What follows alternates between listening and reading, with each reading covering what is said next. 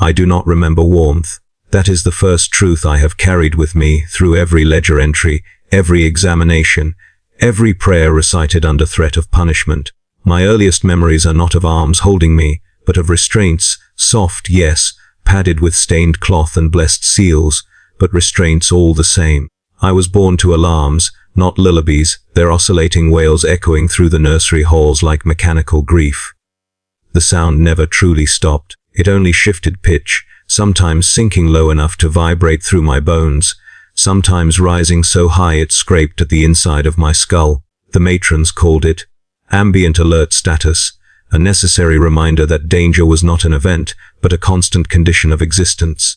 The nursery was bolted deep beneath the hive, so far down that the concept of sky was presented to us as abstract theology rather than lived experience. The walls sweated constantly, a mixture of condensation and rust that left reddish streaks like old blood trails no one bothered to clean. Incense burners hung from chains along the corridors, their smoke thick and oily, clogging the air until every breath tasted of ash and chemical sweetness. They said it was to ward off contamination. I learned later it was also to mask the other smells: rot in the walls, waste in the pipes, and the faint, coppery tang that clung to everything when someone didn't survive the night. Names were forbidden. We were never given them, not even temporary ones. Instead, our ankles were stamped with prayer codes and batch numbers, ink pressed hard enough to bruise the skin beneath. I was designation C, Theta 9, recited by nurses who never looked directly at my face. Their voices were flat, professional, reverent in the way one might speak to a holy machine. When they addressed us, it was always collectively: the infants, the stock, the ward, as if individuality was a dangerous luxury that might invite attention from things better left unnamed. Even as an infant, I learned the taste of recycled air. It was dry and metallic, pulled endlessly through filters older than anyone alive. Sometimes the airflow faltered, and the nursery would fill with a suffocating stillness broken only by coughing and the distant clang of machinery. That machinery was our constant companion.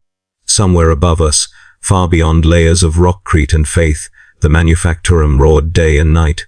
Its rhythms bled into our lives through the ventilation shafts, the pounding of presses, the shriek of saws, the low mournful hum of generators straining against entropy. When babies cried too loudly, the matrons said the machines were singing louder in response, reminding us who truly mattered. Antiseptic was another constant. It burned the nostrils and stung the eyes, a sharp, medicinal scent that never quite covered what lay beneath it. They scrubbed us daily, gloved hands efficient and impersonal, as if filth was not something we carried on our skin, but something embedded deeper, something that needed constant suppression. I remember the sting of it on raw flesh, the way my eyes watered until the world blurred into shifting shapes and halos of light. They told us cleanliness was next to purity. They never claimed we could achieve either, only that we must strive endlessly regardless. The tremors began early.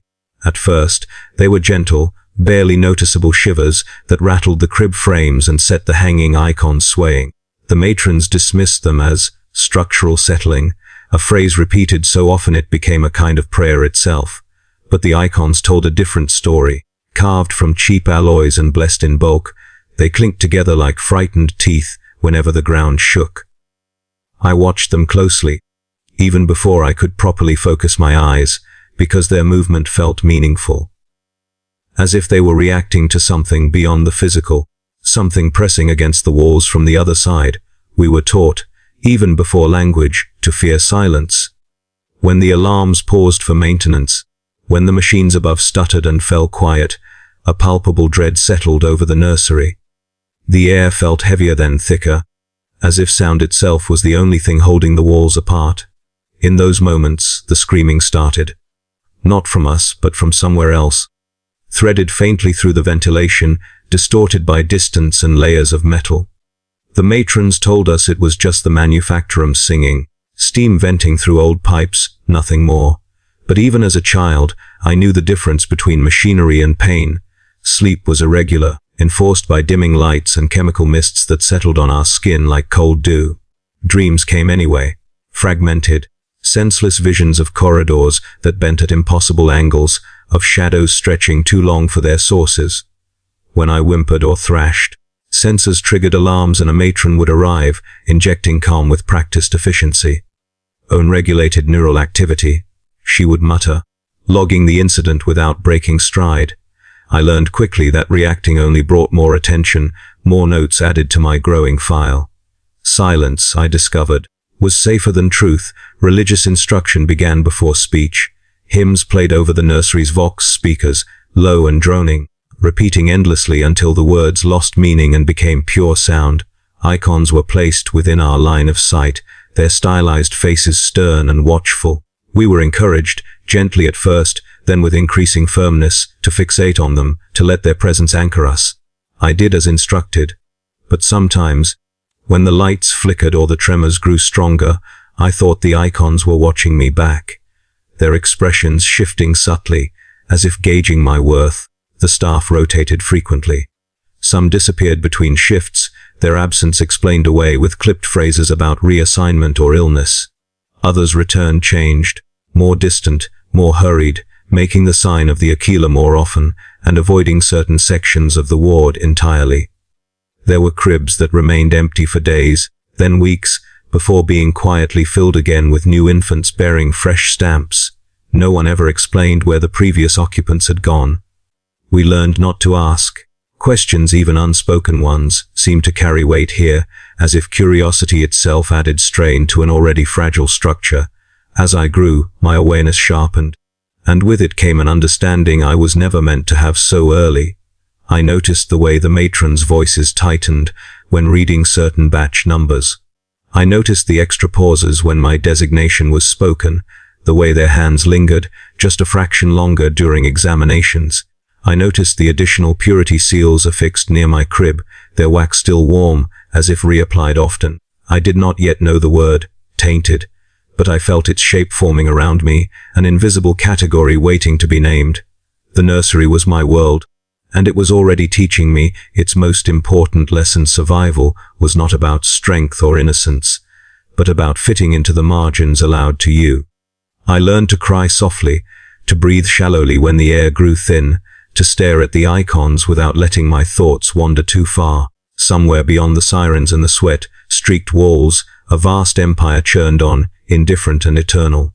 Down here, beneath it all, I lay in my cradle and listened to it scream. The first time I was called tainted, it was not shouted, nor spoken with disgust. It was delivered gently, almost kindly, as if the word itself were a clerical courtesy meant to soften a blow already decided. A robed clerk leaned over a lectern, dipped a quill into thick black ink, and paused just long enough for the silence to feel intentional. Then he marked my file. I remember the sound more than the sight. The scratch of the quill against parchment, slow and deliberate, like a blade being drawn across skin. Something in the room shifted after that, as if the air itself had been informed. Before the examinations, we were lined up beneath lumen, globes that buzzed and flickered with barely restrained violence. The light they cast was harsh and colorless, bleaching our skin until we all looked like variations of the same corpse. We stood barefoot on cold metal flooring etched with devotional text worn smooth by countless feet. Each of us held our hands behind our backs, fingers interlaced, posture drilled into us from the moment we could stand. Any deviation earned a shock or a note, and notes were more dangerous than pain. The medica arrived in silence, their gloves already on, pristine and white. They never touched us barehanded. Even children understood the implication of that. We were not flesh to be handled, but substances to be managed. Instruments clicked and hummed as they were calibrated, their surfaces gleaming with oil and sanctified polish. One by one, we were guided forward, designated by number rather than name. When my turn came, the clerk announced my code in a monotone that suggested neither interest nor sympathy, just accuracy. They pressed a cold metal frame around my head, tightening it until my temples throbbed. A lens descended in front of my right eye, its glass dark and unreadable. Do not blink, a voice instructed, calm as reciting a recipe. Light flared suddenly, stabbing into my vision with painful intensity. I tried to focus, but the world bent at the edges, colors bleeding into one another where they shouldn't. I tasted something bitter at the back of my throat and realized I had bitten my tongue. No one reacted. Blood, like fear, was considered an acceptable output. They measured everything: pupil dilation, heart rate, breath intervals, response latency to auditory stimuli. Hymns were played at varying volumes, some comforting, some discordant enough to make my teeth ache.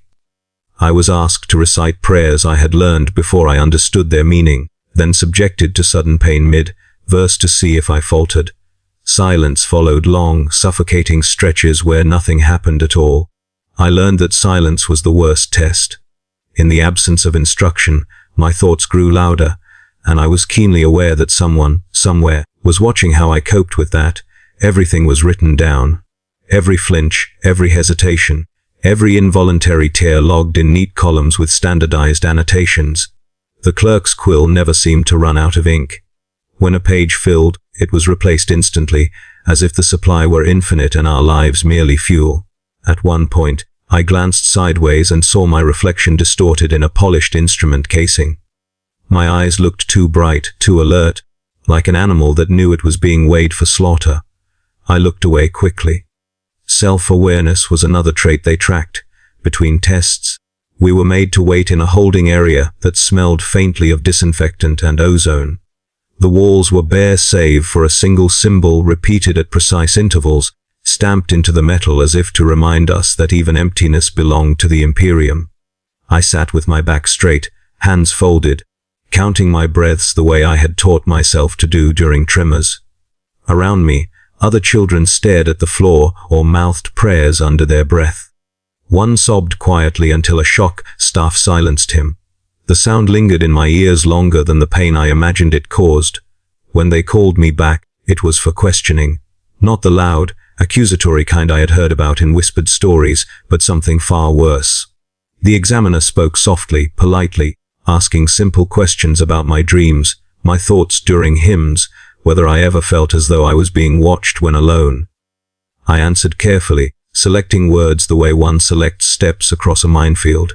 Honesty felt dangerous, but lies felt heavier somehow, as if they left a residue I couldn't fully scrub away. The examiner nodded at my responses, occasionally making a small mark in the margin of my file. Those marginal notes terrified me more than full paragraphs. At one point, curiosity overcame caution. I asked what the numbers meant, the scores they murmured to one another, the thresholds they referenced without explanation. The room went very still. The examiner's expression did not change, but something hardened behind his eyes. "That is not your concern," he said, still softly. I was escorted out immediately and charged with procedural disruption. The punishment was swift and efficient, a measured shock, calibrated to discourage future inquiries without causing lasting damage. I was then billed for the bandages used to treat the burns. The invoice was added to my file. After that, the examinations intensified. Fresh gloves every time, extra scans, additional hymns played at odd hours, sometimes backward, sometimes layered until the words became noise. I began to notice patterns in the paperwork left momentarily unattended on desks. Red marks, black stamps, occasional sigils I did not recognize but felt instinctively repelled by. My file grew thicker, heavier, its spine reinforced with metal strips to support the weight of accumulated judgment. I was required to carry it myself when moving between departments, as if bearing my own evidence. The word tainted appeared more frequently after that, always paired with qualifiers: low grade, non-acute, monitor continuously. It followed me like a shadow, altering how others looked at me, or rather, how they avoided looking at me at all. Staff spoke around me instead of to me.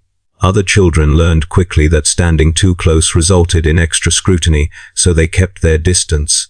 Isolation, I discovered, was both a symptom and a treatment. At night, lying in my narrow bunk, I replayed the examinations in my mind. The lights bending, the questions, the silence. I wondered what they saw when they looked at me through their lenses and instruments. Something flawed, certainly.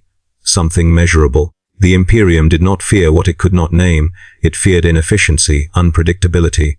If I was tainted, it was because I did not fit cleanly into the boxes they had prepared. And for that, there would always be more paperwork. By the time I was dismissed from that phase of assessment, I understood an essential truth. My life was no longer something I lived, but something that was being documented. Each breath, each thought existed primarily as potential data. I began to think of myself the same way, internally annotating my reactions, suppressing anomalies before they could be observed. It was exhausting, but exhaustion was preferable to attention. The clerk's mark never faded. Ink like that never does. It seeped through every page that followed, a quiet reminder that I had been seen, categorized, and found wanting.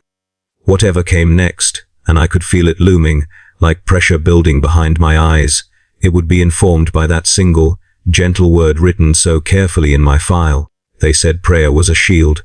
They said devotion was armor. What they did not say, what I learned slowly, painfully, was that armor can chafe, that shields can press inward until there is no room left to breathe. By the time the catechisms intensified, my file had grown thick enough to require a locking clasp, and my designation was always preceded by a pause, as if the speakers needed to brace themselves before acknowledging me. Instruction no longer happened only during designated hours. It seeped into everything. The nursery became a chapel by night, its harsh lumen, globes dimmed to a funereal glow while vox speakers whispered prayers on a loop that never quite synchronized. The words overlapped, slipped over one another, creating phrases that weren't in any sanctioned text I knew. When I tried to focus on a single line, it dissolved, replaced by another, and then another, until meaning itself felt unstable. The matrons called it immersive reinforcement. I called it drowning. We knelt on cold flooring for hours, our knees aching, our spines trembling with the effort of holding approved postures. Incense was burned constantly now, heavier than before, thick enough to sting the eyes and coat the tongue. It was meant to purify the air. Instead, it made every breath feel like an effort of will. I learned to inhale shallowly, just enough to survive without drawing too much of it into my lungs. Even survival, I realized, could be optimized. The prayers were no longer just recitations. They were tests. We were instructed to repeat phrases until our voices went hoarse, then to continue silently in our minds when our throats gave out. Overseers paced the aisles, listening not just for sound but for rhythm, for hesitation. If someone faltered, even briefly, a correction followed, sometimes verbal, sometimes electric. Pain became punctuation, a way to emphasize the importance of certain lines. I memorized the catechisms not because I believed in them, but because forgetting hurt. It was during this period that the whispers began in earnest. At first, I thought they were echoes, residual sound bouncing strangely through the metal corridors. But they responded to my thoughts too precisely to be dismissed so easily. When I struggled with a particular prayer, a voice beneath my own internal monologue would finish the line for me, softly, indulgently, as if amused by my difficulty. It sounded like me but distorted, stretched thin, as though heard through water. The first time it happened, I froze, heart hammering, terrified that someone else could hear it too. No alarms sounded, no overseer reacted. The voice remained mine alone. I did not report it immediately. That decision haunts me still, though I no longer know whether reporting it sooner would have changed anything. The truth is, the voice was helpful. It smoothed over gaps in my memory, nudged me toward correct responses during silent recitation tests. When the hymns layered too thickly and my thoughts threatened to scatter, it gathered them up, arranged them neatly, and handed them back to me in acceptable order. I hated it for that. I relied on it anyway. At night, when the lights dimmed but never fully went out, the shadows pooled in corners like spilled ink that refused to dry. I watched them from my bunk, noting how they seemed deeper there, darker than the absence of light should allow. Sometimes they shifted when I wasn't looking directly at them, creeping closer in increments too small to measure. The voice noticed too. It commented on their shapes, their patience. They are only waiting, it would murmur. Everything waits eventually. The matrons noticed changes in me, increased compliance, improved recitation accuracy, fewer incidents of disciplinary correction. My scores rose, annotated with cautious approval. To them, the catechisms were working. When I complained of headaches, of a pressure behind my eyes that pulsed in time with the prayers, they diagnosed residual night terrors and adjusted my medication. The injections made my limbs heavy and my thoughts sluggish, but the voice cut through the haze effortlessly, clearer than ever. It laughed once, quietly, when I realized that dreams became unbearable. When I slept, I found myself in endless corridors lined with prayer strips that peeled themselves off the walls as I passed. The text wriggled like living things, rearranging into new commands, new confessions. Doors opened onto nurseries identical to my own, each filled with cribs rocking gently despite the absence of any breeze. In the dreams, I was always late for something important, always being observed from just out of sight. I woke drenched in sweat, incense clinging to my skin, the voice humming contentedly in my head as if it had enjoyed the journey. During waking hours, I learned to smile when overseers watched. It was a small thing, but effective. A placid expression suggested internal harmony, doctrinal acceptance. Behind that smile, I clenched my teeth hard enough to make my jaw ache, focusing on the physical sensation to drown out the whispers. When the walls seemed to breathe, expanding subtly with each tremor, contracting with a wet, organic sound, I bit my tongue until I tasted blood. Pain grounded me. Pain was familiar. Pain was permitted. The catechisms grew more invasive. We were instructed not just to recite, but to reflect, to internalize, to confess deviations before they could manifest. Confession sessions were held in small booths barely large enough to kneel in, their walls lined with scratched metal and old prayers carved by fingernails. I spoke carefully, admitting to sanctioned doubts, approved fears. I did not mention the voice approved of this omission. Not yet, it advised. Timing matters. I began to lose track of where my thoughts ended and the catechisms began. Sometimes I caught myself repeating prayers internally without realizing I had started. Other times, my mind wandered somewhere else entirely, guided by the voice into strange, abstract contemplations that felt both forbidden and comforting. The boundaries blurred. Identity, once tenuous, grew thinner still. I was becoming very good at being what they wanted to see, even as something else coiled quietly behind my eyes. The matrons increased the dosage again. They said it was for my own good. That stability was a blessing. The drugs dulled my fear but not my awareness. If anything, they made the oppressive atmosphere feel more unreal, like living inside a poorly rendered simulation of faith and obedience. The voice remained unaffected. It commented on the inefficiency of the process, on the futility of trying to medicate what had already been noticed. I tried to ignore it. Ignoring it took effort. Effort drew attention. By the end of that cycle, I understood that prayer was not meant to save me. It was meant to shape me, to press me into a form that could be more easily sorted, filed, and ultimately used. The catechisms scratched at my mind, leaving grooves where other thoughts might have lived. And in those grooves, something else was settling in, patient and observant, waiting for the next escalation. Assessment day arrived without ceremony, as all truly important things did. There were no announcements, no hymns broadcast to mark the occasion. We were simply woken earlier than usual, injected with a stabilizing compound that tasted faintly of copper and regret, and told to stand in formation. The corridor lights burned brighter than normal, as if the hive itself wanted a clearer look at us before deciding where to put us. I remember thinking, briefly, foolishly, that brighter light might mean clarity. It did not. They marched us through a passageway I had never seen before, though it had always been there. That was the way of the place. New corridors revealed themselves only when you were ready to be processed by them. The walls were lined with purity seals in various states of decay, wax drippings frozen mid-run like tears that had given up. As we passed, the seals fluttered in the recycled airflow, brushing against our shoulders and cheeks. The parchment edges were sharp. More than one of us bled by the time we reached the end.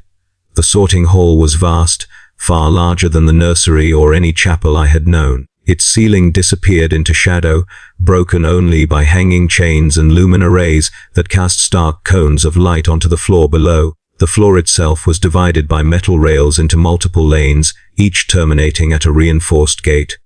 Symbols were stenciled above each gate, simple, stark glyphs denoting categories rather than destinations. Clean, questionable, marked. The words were not written out. They didn't need to be. We were arranged into rows facing a raised dais, where a robed official waited, flanked by scribes and armed overseers. The official's face was obscured by a mask of polished steel, its surface etched with devotional text so fine it looked like a texture rather than writing. When he spoke, his voice was amplified and flattened by vox augmentation, stripped of any inflection that might suggest emotion. It was the voice of policy given breath. Files were carried forward on servo trays, hovering obediently at chest height. Each tray bore a life reduced to parchment, seals, and ink. When a designation was called, a scribe stepped forward, broke a seal, and read aloud. Not a name, never a name, but a summary: birth conditions, examination scores, noted deviations, approved compliances. Each life condensed into a recitation that lasted no more than a minute. It felt obscene, hearing entire existences spoken so quickly. When the first classification was announced, I did not immediately understand what was happening. The child, designation A, Delta 3, was instructed to step forward and directed toward the leftmost gate. The gate opened with a hiss, revealing a corridor lit warmly, almost invitingly. I watched A, Delta 3 hesitate, glance back once, and then disappear inside. The gate closed behind them with a final, satisfied clang. The official moved on without pause. As the process continued, patterns emerged. Those sent left stood straighter, their shoulders less hunched, as if the mere act of being categorized as clean lifted a weight they hadn't known they carried. The middle gate swallowed those deemed questionable, its corridor dimmer, guarded by armed attendants who gripped their weapons with casual readiness. The rightmost gate remained closed, its surface scarred and reinforced, purity seals layered thick enough to resemble a tumor of wax and parchment. Friends vanished into different lanes. A child I had shared a bunk with since early cycles, designation Bis Epsilon 7, was sent to the middle gate. We locked eyes briefly before an overseer shoved him forward. His expression was not fear but betrayal, as if he had only just realized that proximity had never meant solidarity. Another, who had been praised often for flawless recitation, was sent left. I felt a pang of something like relief for them, followed immediately by guilt for feeling it. When my designation was called, the hall seemed to quiet, though I know that was impossible. The official paused, just long enough for the silence to feel intentional. My file was heavier than most, its tray compensating with a slight hum as it stabilized the load. The scribe cleared his throat and began to read. The summary took longer than a minute. Approved for labor, he intoned, and my heart lurched, traitorous and hopeful. Flagged for observation. The words landed with more weight than the approval. There was a brief consultation, heads inclined, whispers exchanged, then a stamp was brought down hard onto my file. The sound echoed through the hall, sharp and final. The parchment tore slightly under the force, marked. The official declared. The rightmost gate opened.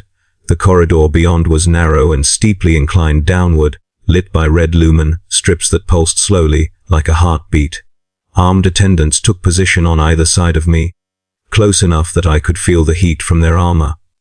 As I stepped forward, I caught a glimpse of the scribe resealing my file, adding another strip of parchment to an already crowded spine. My life updated. The gate closed behind me with a sound that vibrated through my bones. The corridor smelled of old incense and something else, ozone perhaps, or the aftermath of controlled discharges.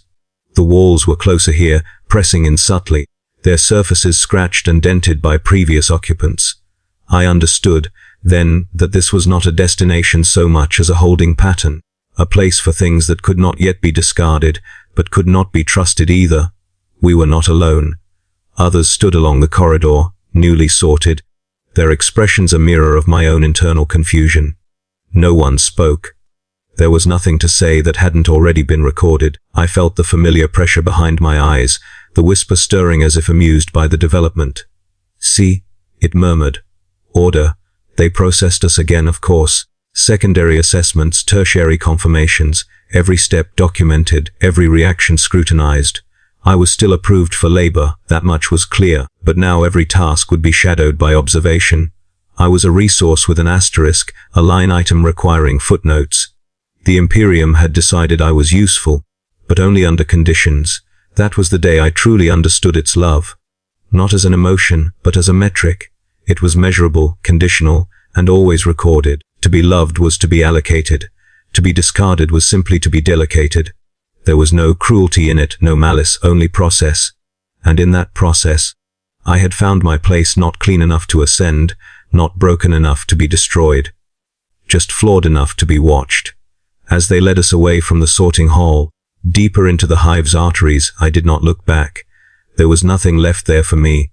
Ahead lay labor scrutiny, and the slow tightening of categories around my throat. The whisper hummed contentedly, settling back into its place behind my thoughts, as if pleased with the outcome. I clenched my jaw and walked on, carrying my classification like a brand burned into the inside of my skull. They put a wrench in my hand before my bones had finished growing and told me it was an honor to serve the machine. The wrench was heavier than it looked, its grip worn smooth by generations of hands that had gripped it until they failed. A purity seal was wrapped around the handle, brittle with age. Its wax cracked where countless thumbs had rubbed against it for comfort or superstition. I remember the way it dragged my arm downward when they placed it in my grasp, the subtle tremor that ran through my muscles as my body adjusted to the expectation of labor. An overseer watched closely, stylus poised over a slate, noting how long it took me to steady myself. Everything always was a test. The manufacturing floor was a cathedral of industry, vast and deafening. Assembly lines stretched farther than I could see, disappearing into curtains of steam and shadow. Machines screamed and thundered without pause, their rhythms overlapping into a constant, punishing roar that made thought difficult and prayer nearly impossible. The air was thick with metal filings, oil mist, and the acrid bite of chemical runoff. Every breath tasted of rust and heat, coating the tongue and lungs until coughing became a background function rather than a reaction. They assigned me to line Theta 7, a mid-level assembly track responsible for fitting standardized components into housings that moved past at a relentless pace. The work was simple in theory: tighten, align, seal, repeat. In practice, it demanded absolute focus. A moment's hesitation meant a misalignment meant a stoppage meant punishment. Supervisors paced the line with shock, staves in one hand and clipboards in the other, correcting posture and productivity with equal indifference. Flesh and output were weighted the same in their calculations. We worked in shifts that blurred together, marked only by the changing tones of the warning klaxons. Rest periods were brief and tightly regulated, just long enough to ingest nutrient paste that tasted faintly of chalk and iron. Sleep happened in dormitories stacked vertically along the manufacturing walls, our bunks vibrating constantly from the machinery's pulse. Even unconsciousness offered no escape.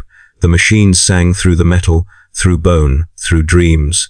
My designation followed me everywhere, stenciled onto my work uniform in bold, utilitarian script. The additional marker, FLAG'd, was printed beneath it in smaller letters. It drew attention. Overseers lingered near my station longer than others, their gazes sharp and assessing. Auspex scanners passed over me at irregular intervals, their beams crawling across my skin, lingering at my head and chest. When the scanner chimed, a note was added to my file. When it didn't, a different kind of note was added. Sometimes, when the line slowed just enough for me to catch my reflection in the oil-slicked floor, I saw something that made my stomach twist. My eyes looked too bright, reflecting the lumen strips with an intensity that felt wrong. My smile, when I forced one in response to a supervisor's glance, arrived a heartbeat late, as if my face needed extra time to remember the appropriate configuration. I practiced in secret, adjusting expressions in the polished metal of machine casings, trying to synchronize intention and appearance. The whisper watched these exercises with quiet interest. Accidents were common, fingers crushed, limbs caught in moving parts. When alarms sounded, the line rarely stopped. Injured workers were dragged clear by servitors or fellow laborers, their blood hosed away during scheduled maintenance. Replacement parts, both mechanical and human, were plentiful. I learned quickly not to look too long at the places where someone had been moments before. Absence was contagious. Attention to it invited questions. They encouraged us to report anomalies. Vigilance is purity, the posters proclaimed, their edges curling in the heat. At first, I hesitated. Reporting others felt like betrayal, a petty cruelty layered atop an already brutal existence. But the training from the nursery ran deep. I noticed things. A worker murmuring to themselves in an unfamiliar cadence. Another flinching when the machines went silent for a fraction of a second. I reported these observations, carefully, clinically, using the approved phrasing. Each report earned me commendations in my file, and extra shifts, extra monitoring, extra scrutiny. The quiet hatred of my fellow workers settled on me like grime. They did not confront me. Confrontation was inefficient. Instead, they avoided my gaze, left my tools out of alignment, failed to warn me when a machine's rhythm shifted unexpectedly. Once, someone loosened a bolt I was responsible for tightening. When the component failed inspection, the punishment fell on me alone. I accepted it without protest, biting back a scream as the shock staff did its work. Pain was temporary. A black mark on my file was not. The whisper grew bolder here, fed by exhaustion and constant noise. It commented on the machines, on their imperfections, on how easily certain failures could be encouraged. It pointed out inefficiencies, suggested minor adjustments that would improve output. Once, acting on impulse I still don't fully understand, I followed one of its suggestions. The component fit more smoothly than it ever had before. The overseer paused, checked the reading twice, and nodded in approval. A commendation was logged. I felt a cold thrill that had nothing to do with pride. After that, the line between my thoughts and the whisper's guidance blurred further. It helped me anticipate inspections, nudged me away from danger just before an accident occurred. It also showed me things I wished I hadn't seen, how fragile the systems really were, how much faith was required to believe they were stable. During one rare total shutdown, a power fluctuation blamed on external factors, the sudden silence was unbearable. Workers panicked, some screaming, others dropping to their knees in prayer. In that silence I heard something else, distant but unmistakable, like a vast presence shifting its weight. The manufacturer made children in the most efficient way possible. Not all at once, not dramatically, but piece by piece. Youth was consumed first, long hours bending small frames into cramped spaces. Then health, lungs blackened, joints worn down. Finally identity, names forgotten, replaced entirely by output metrics and maintenance schedules. I felt it happening to me, the gradual erosion, and I recorded it internally the way I had been taught. Observation without intervention. By the end of my first full labor cycle, I was exhausted beyond anything the nursery had prepared me for. My file was thicker, my body ached constantly. The whisper was no longer an intrusion, it was a companion, woven into the fabric of my routine. I hated that, I relied on it anyway. When I lay in my bunk at the end of a shift, the machines still roaring through the walls, I wondered how long I could remain useful without becoming disposable. The Imperium did not waste resources, but it did not hesitate to repurpose them. Somewhere deep inside, beneath layers of compliance and fatigue, a part of me recognized that the manufactorum was not the end. It was preparation. It was feeding me into a system that would, eventually, decide what to do with what remained. The first scream tore through the manufactorum like a fault line opening beneath our feet. It did not come from a machine, though at first I thought it must have. The pitch was wrong, too wet, too full of breath and agony. It cut through the constant industrial roar with obscene clarity, a human sound refusing to be drowned. I remember the way my hands froze on the wrench, the whisper behind my eyes going suddenly, sharply attentive. Around me, others hesitated too, just for a fraction of a second. That hesitation was logged. It always was. The worker collapsed 3 stations down from me, his body convulsed violently, slamming into the assembly housing until sparks flew. He screamed prayers, but not the ones we knew. The syllables were jagged, tumbling out of his mouth in a rhythm that scraped against my skull like broken glass. His eyes rolled back, then snapped forward again, too focused, staring at something none of us could see. When he split open, there is no gentler way to say it, it was not blood that frightened me most, but the look of relief on his face just before the overseer's shock. Staff caved in his chest. The alarms returned immediately. Not the ambient sirens of the nursery, but full containment klaxons, red lights strobing violently as armored figures poured onto the floor. We were forced to our knees, hands on our heads, as suppression teams moved with rehearsed precision. The corpse was burned where it lay, promethium washing over flesh and machine alike. Incense followed, thick and choking, an attempt to smother whatever had slipped through the cracks. They did not ask questions on the manufactorum floor. Questions required time, and time was a liability. Instead, they sealed the sector. We were marched, stumbling, coughing, disoriented, through emergency corridors into the quarantine wards, buried even deeper than the nursery had been. The lights there never dimmed. They told us it was to prevent panic.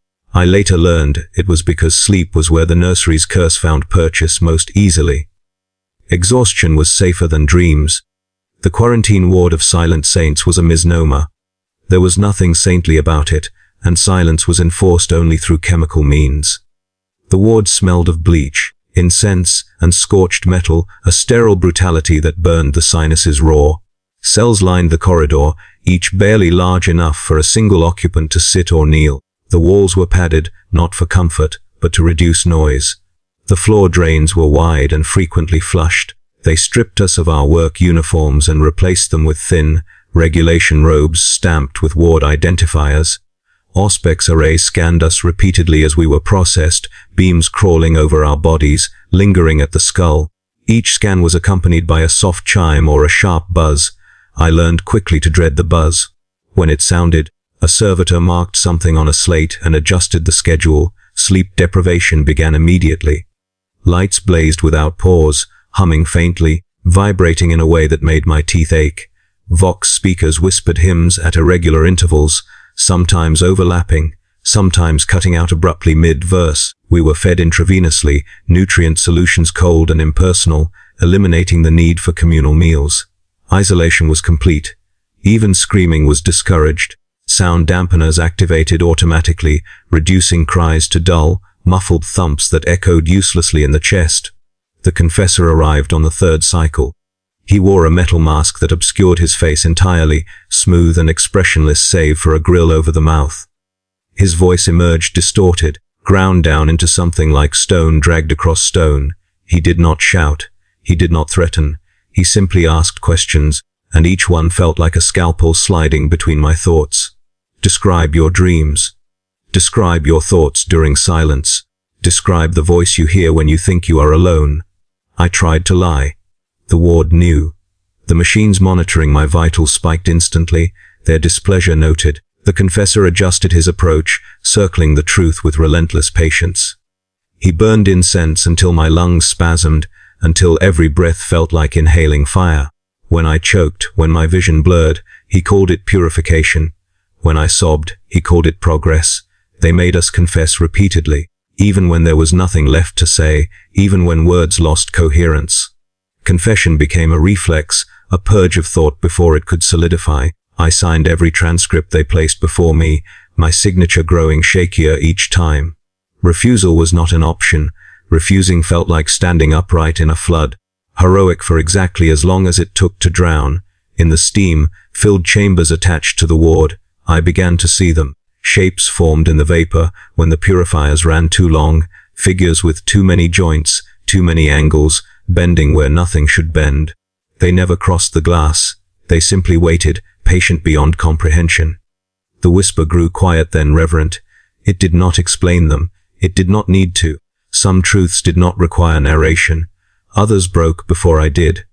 I heard it in the rhythm of the ward, in the sudden activation of restraints, in the smell of ozone and burned flesh when another cell went dark. The ward absorbed these events without ceremony. A servitor would arrive. A slate would be updated. A saint would be added to the silence. My own resistance eroded slowly, methodically. Not through pain alone, but through repetition. Through the understanding that this was not punishment, it was procedure. The Imperium was not angry with us. It was afraid of inefficiency, of contamination that spread unseen. We were variables to be constrained, equations to be balanced. The whisper never left. It adapted. It softened its tone, offering comfort when the lights made my head throb, when the hymns scraped my nerves raw. This is necessary, it told me. You are being refined. I hated it for sounding so reasonable. I feared it for being right. By the time the ward released me back into circulation, I was hollowed out. My file had doubled in thickness. New seals marked my status quo aid, I was still alive, still useful, still marked. As they led me out, past cells that would never open again, I realized something with chilling clarity. The quarantine had not removed the taint. It had merely taught it how to behave. The inspection team arrived without warning, which was how I knew it mattered. There were no sirens this time, no sector-wide lockdowns or panicked bursts of Vox traffic. The manufacturum did not halt, the lines did not stop. Instead, a subtle shift passed through the hierarchy, like a change in pressure before a storm. Overseers stood straighter. Clerks checked and rechecked their slates. Files were sealed, unsealed, and resealed again with an urgency that bordered on reverence. When an audit comes quietly, it is because it is not there to fix something. It is there to decide what must be removed. I first saw them at the end of a shift cycle. Immaculate boots, polished to a mirror sheen that reflected the grime of the floor without absorbing it. Their robes were spotless, unwrinkled, as if reality itself had been instructed not to touch them. Each carried instruments instead of weapons, auspex arrays that hummed softly. Data slates bound in sanctified metal, syringes etched with litanies so small they looked like decorative filigree. They moved slowly, deliberately, with the confidence of those who knew that time belonged to them. They did not shout. They did not threaten. They smiled occasionally, with expressions that never reached their eyes. Workers were selected seemingly at random, their designations called out in calm, bureaucratic tones. When a name, or rather, a number was spoken, the chosen individual was escorted away without resistance. Resistance was pointless.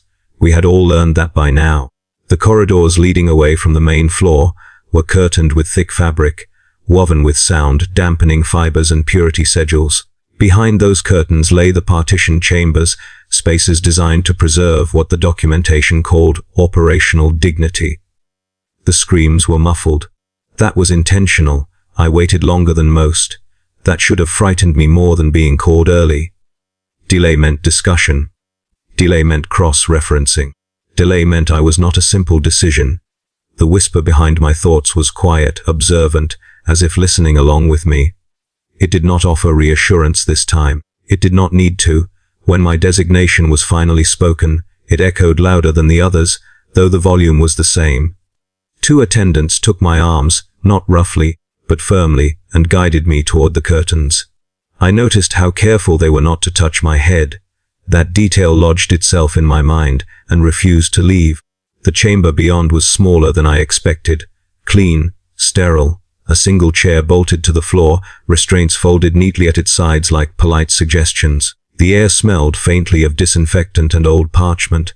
One of the auditors gestured for me to sit. I obeyed. Compliance, at this point, was muscle memory. They strapped me in with efficient precision. Wrists, ankles, chest, forehead. The restraints were cold, biting into skin already accustomed to discomfort. A clerk stood to one side, unrolled my file, and began to read. Not aloud at first.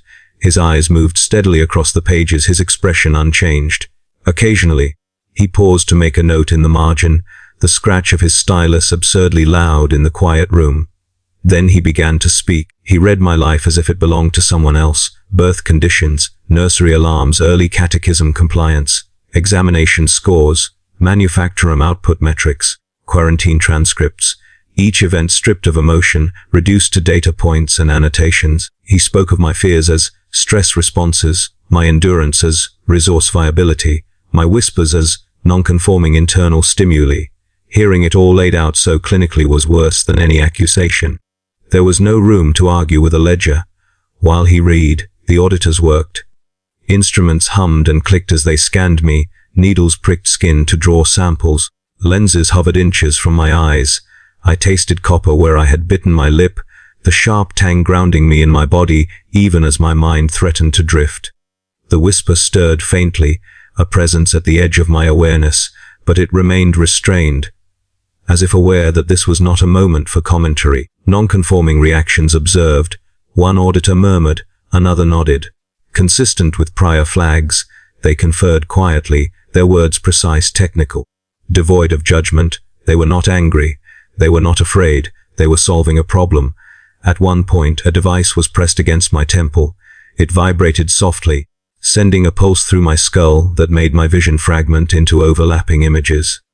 For a moment, I saw everything at once: the nursery, the manufactorum, the quarantine ward, the corridors between them stretching infinitely in all directions. The pressure intensified. I wanted to scream. I did not. Somewhere in my file, restraint was being logged as a positive attribute.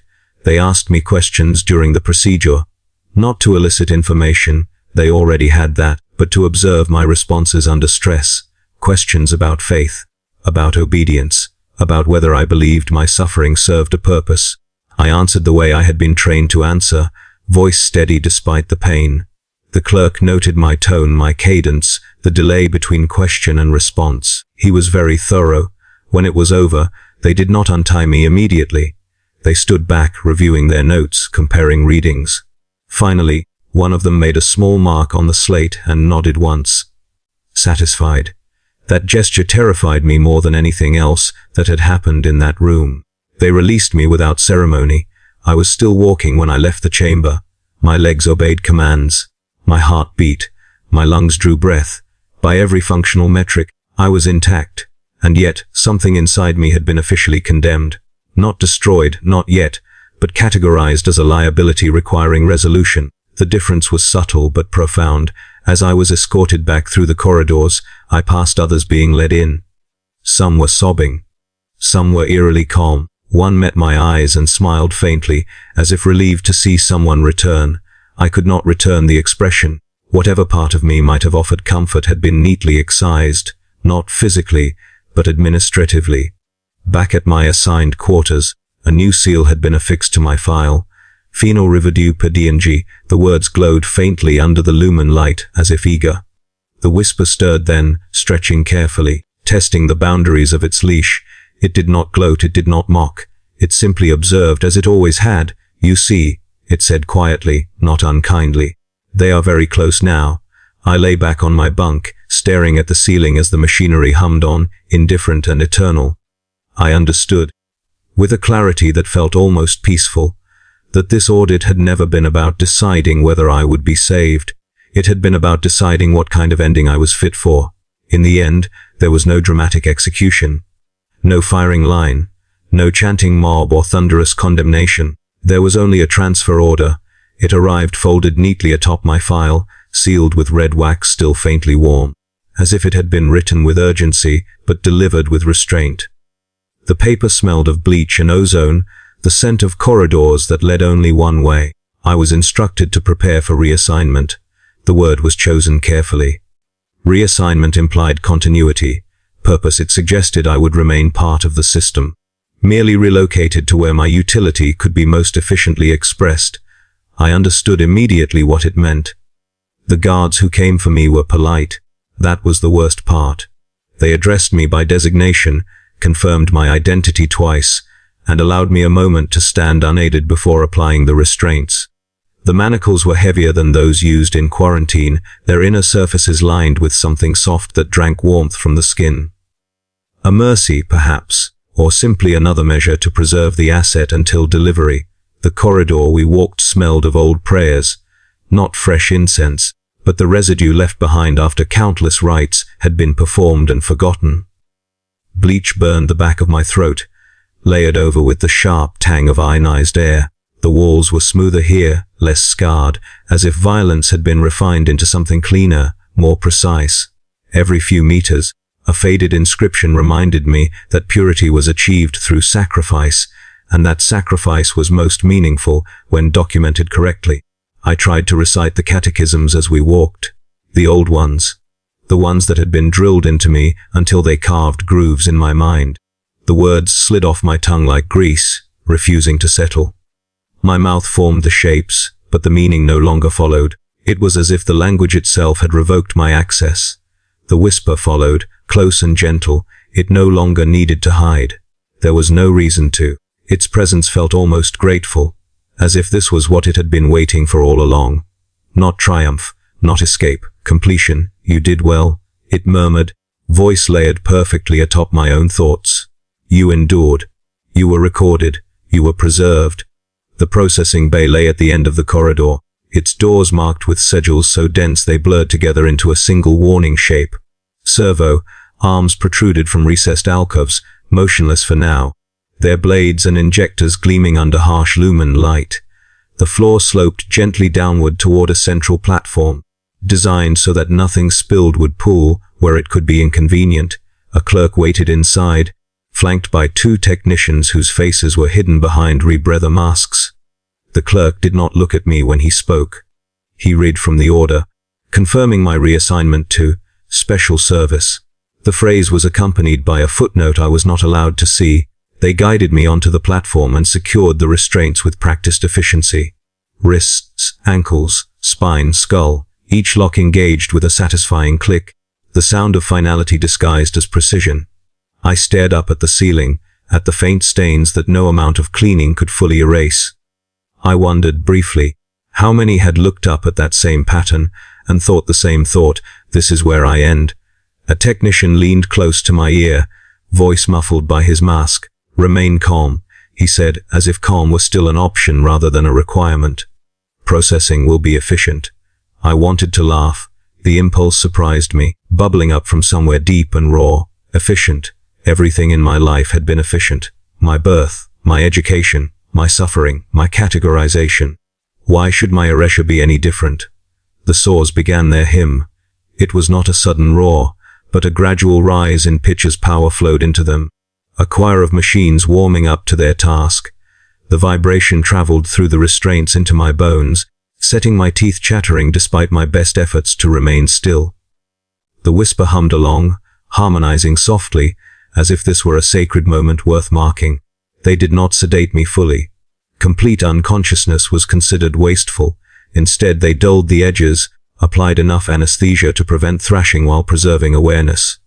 Pain, after all, was a data point, reaction time, stress response, neural compliance. Even now, I was being measured.